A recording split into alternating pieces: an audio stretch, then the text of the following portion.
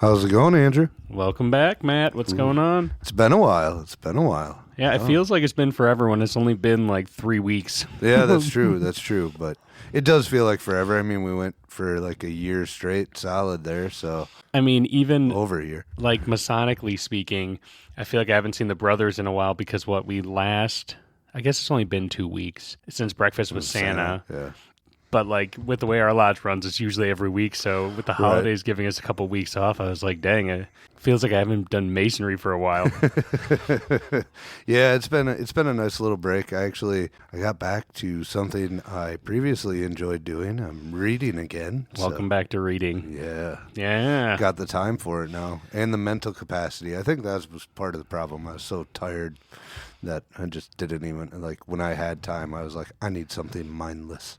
So, like, my challenge with reading lately, I listen to a lot of Audible books because I've been going through the Brandon Sanderson books, the Way of Kings series or the Stormlight Archives, but I like to read, like, other books before bed, but the challenge I've been running into is since having the baby, my wife goes to bed so early.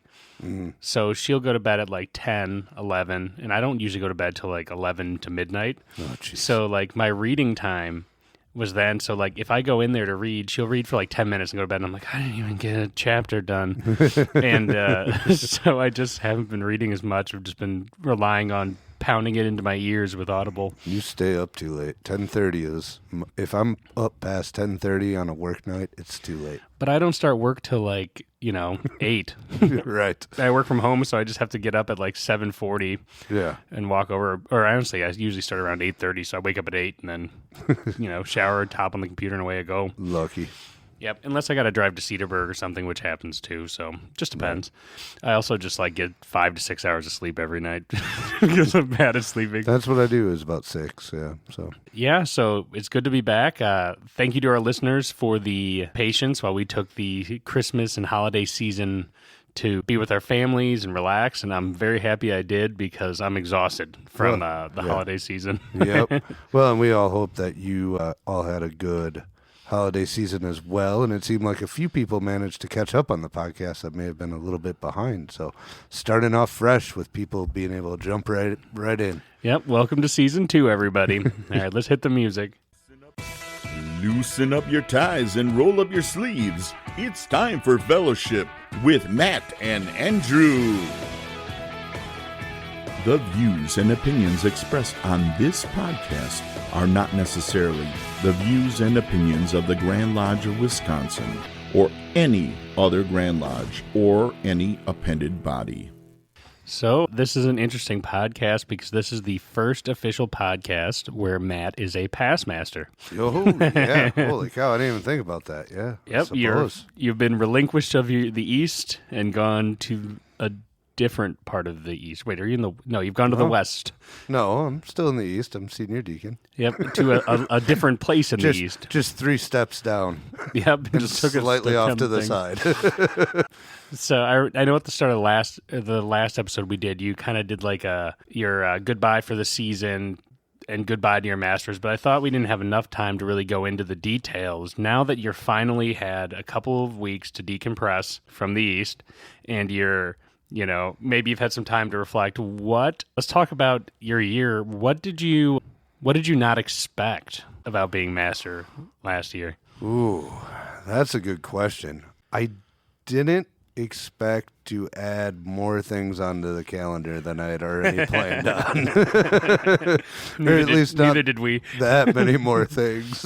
We already had a pretty aggressive calendar, so when everybody seemed to be game to do the traveling lodge and then Chill on the Hill came up and the opportunity to confer the degree at the Day of Light, it was just kind of like, well, yeah, all this makes sense, so let's go for it. And then suddenly a very full calendar became an extremely full calendar.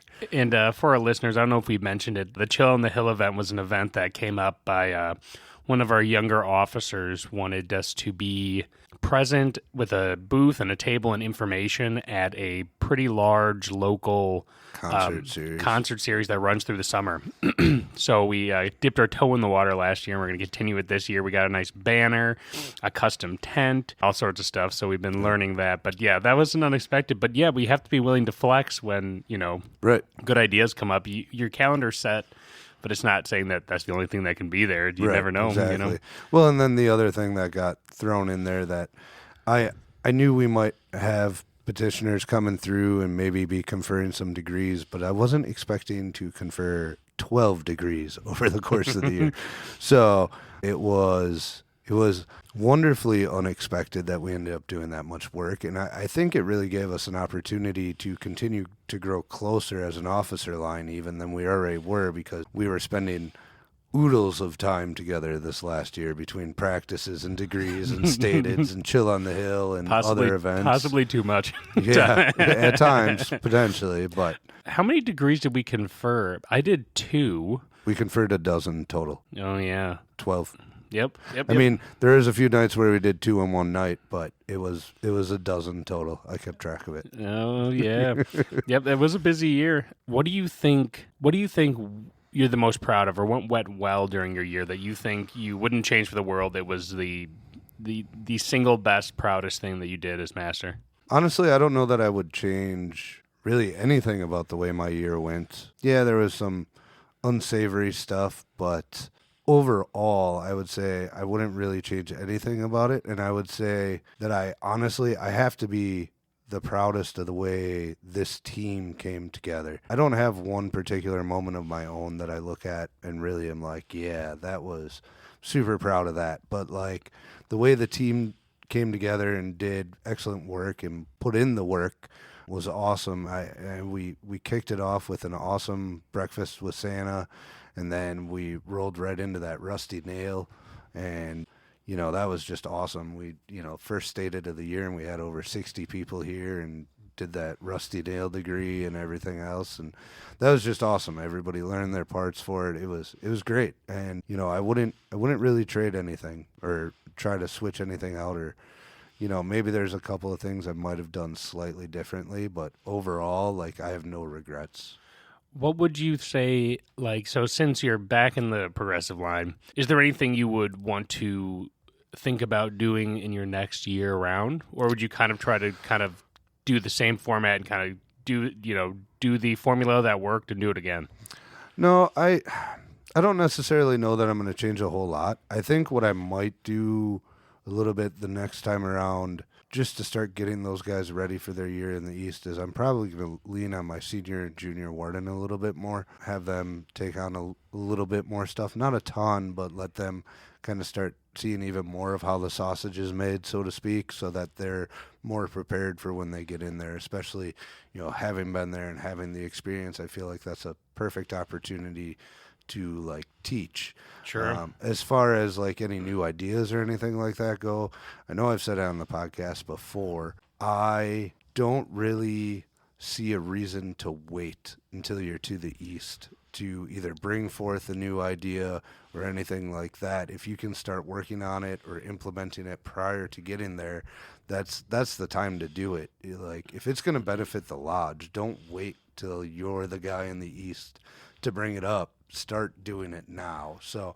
I have a few things on my list already that I want to start talking about maybe a little bit later this year, and stuff like that, or kind of chewing the ear of the new worshipful about. So, well, and that reminds me, I was listening to worshipful brother Adam Rigdon, who was just recently on the Traveling Man podcast. Yeah, I haven't caught up to that yet. I was listening to it today. And he was saying one thing that he did during his year was he reminded people, the worshipful master's not the lodge. We are the lodge. Right. As a reminder, hey, this isn't just only the master just does whatever he wants and does whatever ideas he wants. It's the master facilitates the will of the lodge. And that's not his exact quote. He'll correct me. I know he will when he listens to this.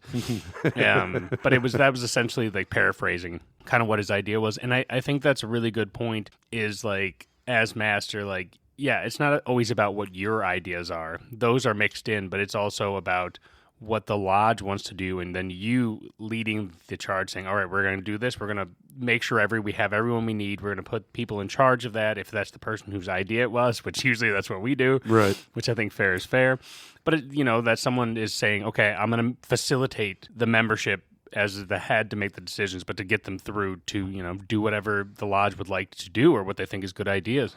Right. And, I think good worshipful master should have his fingers on the pulse of the lodge and be able to identify like what direction the lodge wants to move in, what are things they would be into doing, things like that, and continue to help facilitate down that road. And yeah, there's administrative stuff that goes along with it where you kind of have to make the decision sometimes, but ultimately that's exactly that. You're just the leader of the team. You're there to take their advice, help them execute it, bring some ideas to the table yourself, but ultimately, it's always the lodge's year. You hear a lot of guys refer to it as, well, in my year, it's still the lodge's year. Yeah, it's quote unquote your year sitting in the chair, but it's a devotion of service to the lodge that year. So it's the lodge's year. You're just there. It's a way to make sure that the ideas of the lodge can actually get done, because we all know as Masons about death by committee, where we obviously have our committees and we need them, but you also need somebody who has got the authority to say, we need to make a decision, and I'm going to make that if you don't. And I mean, that's kind of the role of that in Masonry we give our leadership is like, hey, we need an executive decision made, and we need an executive decision maker, because otherwise, I mean, we're slow enough as is as Masons. Imagine if we had everything was done by a vote. Like, you need at least some element of decision making to be made by the master who's serving. And yeah, I think you're right that there needs to be that pulse on the will of the lodge so that master can identify, all right, this is what we're trying to do. I can get as much advice and we can sort through the details and get it going, because otherwise it'll just sit on the committee floor forever being discussed on hours on length. Well, and I also think a good thing to do is prior to getting into the East, like maybe during your senior warden leading up to it, is to really evaluate, like do an honest evaluation of the lodge and go, what are we really good at and what could we be better at? And then try to put a focus on at least one thing you can get better at over the course of the year. You know what's something interesting that I've been thinking about? So I was looking up a book synopsis of I sent you that book the other day that was 10 things. 7 habits of highly effective lodge or highly successful lodges, or whatever. For a book coming out in 2022, kind of hard to come by, but it looks interesting. So I was looking up like a rundown of like what it was. And one of the things that they mentioned in that book was sending out a survey to your membership each year. And, you can do an anonymous survey saying like what went well, what didn't you like, what was good, what was bad, and doing that every year to try to kind of have that pulse. And I'm kind of curious because I know how to make a survey. I could, get a good list of questions to make us effective. But I think that's kind of an interesting idea, especially like, in a business, we do those all the time at my work. Right. I think it's on my work anniversary. We do one so that they can be like, hey, and it goes to an independent, or you make it anonymous so that people feel comfortable being like, this really pissed me off. Survey monkeys still exist, because if they do that, that's an easy way to handle it. Yep. Or you can do just a survey on Google too, and plug it in. But I think that's an interesting idea. Something I think we should think about. All right, here's the big one. Now that you're past master, what's your past master's advice? The big question. Oh, that question. I don't know if I've totally wrapped my head around the idea that I am a past master yet, and B, like what advice I would give to an incoming. It's something I want to put like a lot of thought into, but I would say my biggest advice is to remember that the duties of the chair and the responsibility and the title that comes with it are bigger than you are. And all the men that came before you leave some big shoes to fill. And your year in the East, your quote-unquote year in the East, should be a devotion of service to the lodge. I think even just you saying that it's always big shoes to fill is interesting to me, because I've thought about that a lot, how we, at least within our lodge, try to build a culture. I think we've said it before, like you don't want to let your brothers down. So we really try to force each other, push each other to say like, hey, we are all like aligned as an officer line on one, like we kind of all have the same vision or similar. I mean, there's fluctuations in how to do it, but the idea is like the furniture of it is pretty similar. And trying to make in that culture that every incoming master goes, I'm not going to be the one that lets this slip. Right. Well, and I think, in in my exiting article for the Templegram, I left 2 quotes at the end of it. And the one that really, I feel like, summed up the culture of this lodge and how we build up our younger officers was the Yoda quote about we are what they must grow beyond. That is the burden of all true masters. Mm-hmm. And that is should be the entire goal of anybody moving through the officer line, that the people that come after you take it farther than you were able to, because you developed a culture and you taught them properly on the way through, that they're going to be better than you were when they get to their year in the East. And that's what we should all constantly be striving for, is building up the people that come after us. Can you repeat that quote again? We are what they must grow beyond. That is the true burden of all masters. We are what they must grow beyond. Yeah, That's true. Yeah, that was from the new trilogy, but Still, yeah, it was one of the bright spots. No, I think that's solid advice. So now I'm going to switch gears. So we had while the listeners were away, we had our installation. Mm-hmm. Now it's real. We're locked in. I'm still trying to wrap my head around my responsibilities as senior warden and doing quite a bit of background work. And so for our listeners, at our lodge, traditionally the responsibilities of the senior warden, and if I'm wrong, please correct me, is not only to be master in waiting, so it's shadowing, preparing for your year. Planning. The secondary role that we do is they're the chairman of the wellness committee, and they deal with sickness and distress. So for our lodge, we kind of do that in 3 parts. We send birthday cards out for every brother's birthday. We send thank you cards out and get well cards. Yep.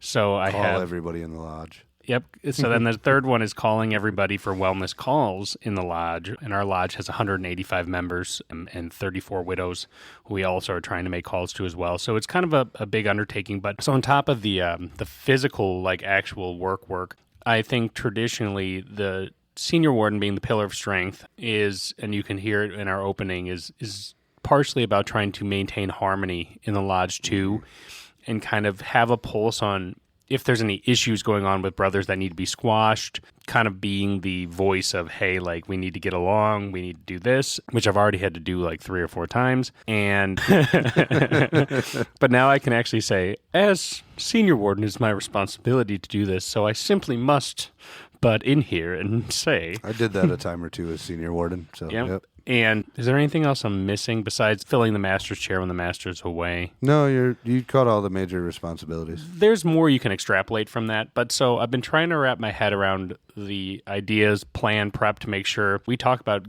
going to the East. It's all about planning. I would argue in almost every chair, it's kind of makes it easier if you plan. So taking the advice from you and the other past junior wardens last year, I had everything planned out before and broken down, which made it significantly easier what is a very challenging chair. So I'm trying to do the same thing this year. I've been making lots of files and things. What kind of advice do you have about being senior warden? Make sure that you divvy up the membership list so that your entire committee is making the phone calls and you're not making over 200 phone calls. I had to do like 75 during COVID, so I already know how tough that can be. Make sure to like pick like a month. Like I think I did like April when I was there for those wellness calls, and I said to everybody, "All right, I want all your phone calls done by the end of April." Right? So that this way everybody had a deadline, every member would be contacted. There wasn't like a lull in going, hey, did you get a call from the lodge? Because I got a call from the lodge just checking in. Well, no, they haven't called me yet. And then hopefully like within like a week, that person's getting a phone call, right? So person A isn't talking about how they got a call, and person C is going, well, it's been 5 weeks and they haven't called me. So I think that's something to think about with that. Take time to just reflect. I'm sure you have already. I mean, I know that already during my junior year, I felt like junior warden year, I had a good chunk of my my plan for my year in the East mapped out, and then I just started executing on it. I flipped the script on my installation, so I was working on that from the get my senior warden year. I think I had my calendar done by like July. Mm-hmm. I think I had rough drafts prior to that, but I tried to get as much as I could done early in the year and then keep myself busy the rest of the year and kind of reflect and prepare and do any last minute things I had to do in the last 4 months before it happened. Sure. Yeah, I've been so the other thing I like to do in each chair that I go through is try to build a foundational structure that can make it easier for the guy behind me. So every chair I've come into that has some sort of documentation, I try to update it. So leaving junior warden, building the junior warden's cookbook, which now you have the time to maybe fill in your recipes. Yeah, I should from last time. Yeah. I can give you access to the recipe book, which for our listeners, I made a recipe book so that every month when I remembered, I still have some blank ones too that I need to fill in, that I can fill in what I bought for what meal. So potentially a junior warden coming in who didn't know what they want to do could go to the cookbook and grab one and just plug and play for each meal. But it's also a fun way for people to go down memory lane of meals. And I made it in such a way that the junior wardens can put their own little flair on it and write, funny messages or, whatever. So I left that. And then I updated the big event files to be updated, pretty, and most importantly, up to date on quantities, along with new tips and tricks. And all these documents are on a living Google Drive, so the people coming in can build off of it and they can add their own tips. They can change it. They can move it. And so I like to do that in every position because I know one thing that makes a lodge successful is trying to modernize where it makes sense. Right. That can be helpful. And I think we talk a lot about, even the Yoda quote you mentioned, that we need to try to build so we don't constantly reinvent the wheel over and over and over, so that those new officers coming in can have the background so they don't have to spend time reinventing, that they can put their time into improving or into other things. Right. So coming into this chair, I've been doing a bunch of work on creating easy-to-use documentation for not only sickness and distress, so we have a better ability to track and view who's been sick, who needs help, and have they been helped so that no one gets lost, as well as a living document so instead of every year someone has to create a new wellness document for the calls that tracks the calls, who made them, but it's also going to track what percentage of people answered, what percent of people did not, and what percentage of people went to voicemail, so we can get a better idea on hey, is this the most successful way? Should we be doing extra steps? Right. And I think the ground level of a lot of that is having the numbers to say, okay, how good is this doing, and are there things we could improve to make it better, to accomplish our goals, right? Right. So that's kind of been what I've been putting my nose into. I'm also creating a document for sending email or I'm trying to revamp the mail cycle, which what was given to me was pretty good to begin with, but try to make it a little bit less physical documenting me and a little bit more easy to follow, easy to track, and create a nice system. So that's been what I've been up to. Of course you would be trying to do that kind of stuff. And no, I do love that you do that, and I appreciate it, and I know I haven't really taken advantage of it as much as I should have. I should probably grab almost my entire Worshipful Master file that I have on my computer and get it over on the Google Drive in the folder for my year so people can see what I wrote for Templegram articles if they're I don't know what to write about, and stuff like that, because I do have all that stuff saved. Well, we can get you access in there to put it in, because what I do is under the Worshipful Master folder, it's broken down by subfolders, general folders, every Worshipful Master needs it. Otherwise, it's broken out by Worshipful Master's year, so they can save just their stuff. Right. So yeah, that you could have access how did he do his agendas again? You can pop in and grab an example. Yeah, because I have all my agendas, I have all that stuff. So yeah, I should get that over there for people. Yeah, we can work that out. But yeah, and so, I think it's been fun going through, and I mean, now it's kind of sketchy because I'm second in command, which I don't think anyone was ready for, but here I am. But trying to build that stuff. And even today, after our trustees meeting, I'm doing a Google Drive presentation for the principal officers to say, hey, this tool has been built, and it's been primarily me building behind the scenes, to try to get more people being if we need officers to say this is just standard operating procedure, right? So that the actual benefits can start to be, reaped by the members. Agreed. We did miss one important unofficial role of the senior warden. Oh boy! And that is basically to be the Worshipful Master's right-hand man. Oh yeah, yeah. You should be making his life easier Yep. Since being installed, I have been on the phone with the Worshipful Master almost every day. I don't know if that's making his life easier though. It depends on the master. Like our current Worshipful Master Jeff, he likes to be very informed and involved. Yep.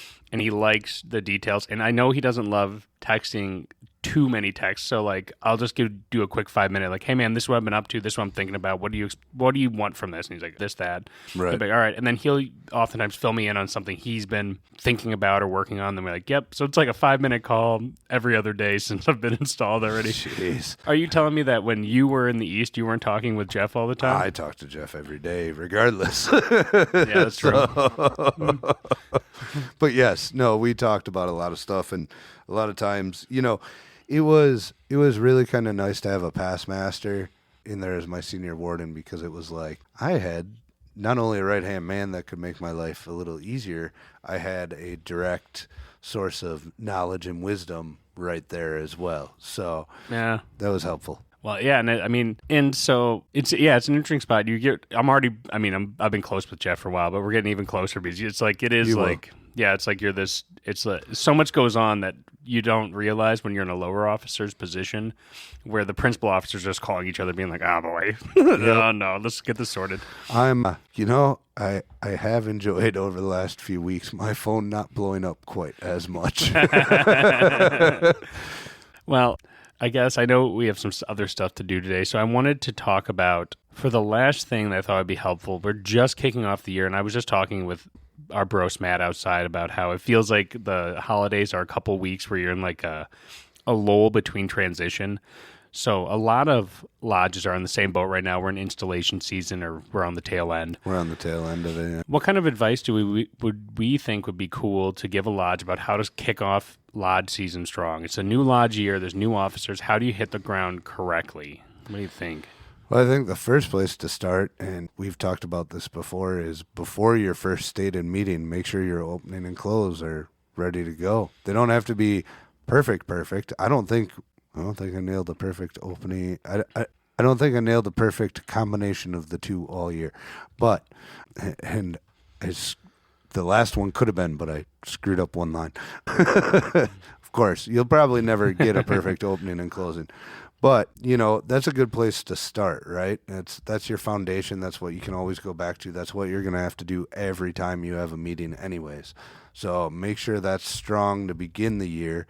And then, the first few months of my year, even though I kind of knew it, I studied before every stated for the first couple of months. And then by like May, I was just like, I don't even need to look at this anymore. Like I could do this in my sleep. So yeah, it kind of feels like the Masonic year kind of ramps slowly at the start of the year. So it's like really take this time now to like sharpen the skills you're going to need. Like That's what I've been in the last couple of weeks. Like I just mentioned, just preparing. I mean, you should have been preparing a little bit before this too, obviously, but like making sure now that it's real, that you're really going to make sure you're setting yourself up for success. Well, and the nice thing, like especially with like an open and a close, if you have them down pat, right? And you can start off the year with them being really solid. When stuff starts to get crazier, or when stuff's pulling you 20 different directions leading up to the meeting, you're not sitting there worried about, oh, am I going to screw up the opening? Like, because you got it already. So having that solid foundation and knowing that's just something you got checked off and you can just roll with it, and it doesn't matter what was going on 5 minutes ago, that's a great place to be. Yep, I agree. And I think like that's like a perfect, because it also takes some stuff off your shoulders so you don't have to focus on that right off the bat. I think also it's a good time to start gauging people's skill sets, right? Because everyone's coming in a new spot. Keep an eye out for people who are taking on a new role, and some people are naturals at something, some people aren't. Yep. So keep an eye out, and don't just let your brothers drown if they're coming into a job. It doesn't mean they can't do the role. It might need they just need advice, and not everyone asks for it. So keep an eye out for brothers who are seeming a little overwhelmed or confused, so you can have someone stop in and be like, hey, let's get them comfortable and let's get them ready, so that you don't have these stumbling blocks happening throughout the year, because it is overwhelming. I mean, I'm overwhelmed. I got a whole new list of responsibilities. The moment you feel comfortable, like, I got it, I know what I'm doing, you get thrown into something else. Yep. And, it's about developing your officer's line. So keep an eye out for brethren who might need a little advice. Maybe it's on ritual. Maybe it's just on what they're supposed to be doing for the year, where they need to be, because we've talked a lot about clear communication. And part of that is setting clear expectations. And you might have set them already. If you're, doing well as a lodge, you should have set your expectations with your officers. But, they can hear it once, but it might not integrate till they start doing it. So make sure you're keeping them updated and what is expected, and that's ultimately to everyone's success and happiness. No one wants to be floundering at what they're doing. Right. They want to be happy and successful, so help them be successful. Agreed. And at the end of the day, we should all want to see our brothers be successful.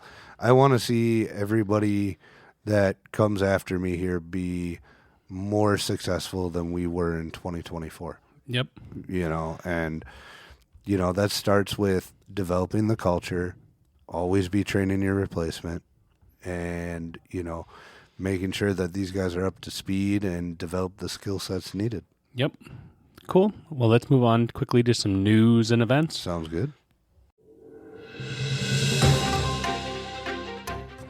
All right. So what's been going on around Wisconsin? I have a really great story, one that I've been looking forward to sharing. I know which story you're going with. So I think we mentioned maybe a handful of episodes ago, we have a brother in Wisconsin, Brother Blaine Goldner, who had put out a call for aid to his brethren because he was having a kidney that was starting to fail. This had been going on for a couple of months. People had been tested. Some weren't a match, et cetera, et cetera. And, this was a really hard situation. Like, not everyone's going to be willing to give up a kidney. It's kind of a big ask. And I guess to no surprise, one of our brothers ended up being able to help him. And that would be our good friend, Brother Jan Talaga, worshipful Brother Jan Talaga, yep, who is actually the Grand Order for the state of Wisconsin. He's a good friend of ours. And I'm not surprised at all it was him, because if it was going to be anyone, it would be his that not only matched and him who also did it. Right. So he was actually able to be a match as a donor, and then things just kept getting more interesting. Yeah, with the surgeon. So they arrived the day of to do the surgery, and they find out that the surgeon himself, which is surgeon brother Dr. Stephen Bartlett, so they happened to be wearing Masonic stuff, and the surgeon revealed that he was also a Mason from out of state. Forget which state it was I think he was originally raised in Massachusetts, because he was head of the transplant unit out there and then moved to Chicago recently or something like that. Yeah, it was something like that. And so just a crazy coincidence that it was a brother giving a kidney to a brother being done by another brother. Yep. So one of those heart-filled stories. Just publicly, I just want to say how proud I am of Jan Talaga for going for that. Agreed. That's a huge ask, and what a guy. If that's not a perfect example of, brotherly love, I mean, I don't know what is. They're the closest brothers anyone knows. They share, one shares the other. Yep. Oh, yeah, it was in Maryland. The surgeon Maryland. was from Cambridge Lodge in Maryland. So yeah, just a great story, one that I think we should all be sharing, because honestly, that's just... Oh, yeah. It's so cool. I was getting so worried about Brother Blaine, and that's just awesome. And so, so that's a good story to go home about. Oh, yeah. Moving quickly on to events. Coming up on January 14th, the Grand Chapter OES is having their all-state holiday party. It's going to be at the Beja Shrine. It's up in Green Bay. For more information, please reach out to the Grand Secretary of the Order of Eastern Star. On January 23rd, Lake Lodge 189, that's us, is having our 24th annual Robert Burns Table Lodge. This is my favorite event of the year. I can't stop plugging it enough because I love it so much.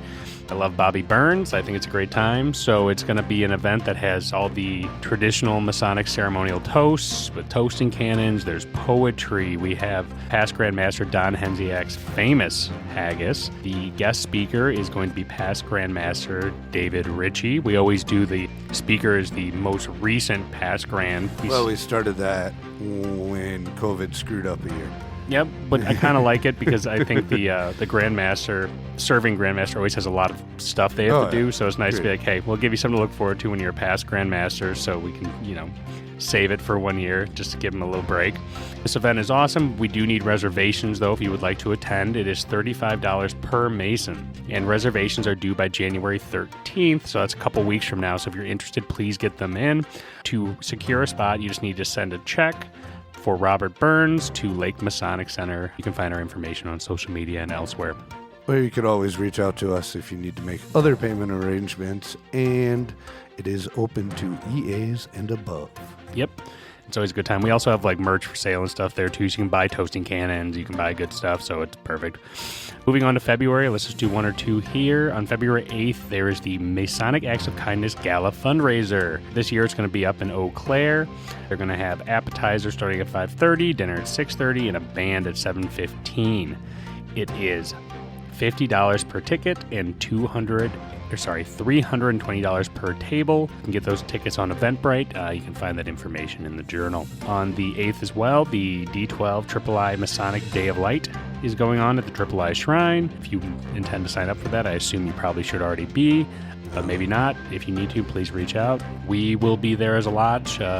Conferring the MM degree. Conferring the MM degree. So if you just want to come see Matt and I do some degree work, there's a great time to see it. It'll finally be the hat trick for me because I'll be conferring, so I'll have done all three at the Day of Light. Cool. And the last event I want to announce is on February 17th, Hiram Lodge number 50 is doing a table lodge. This is going to be at Wisconsin Masonic Center from 6:30 p.m. Starts at 6:30 p.m. $30 per person, which includes a toasting cannon. Shantae.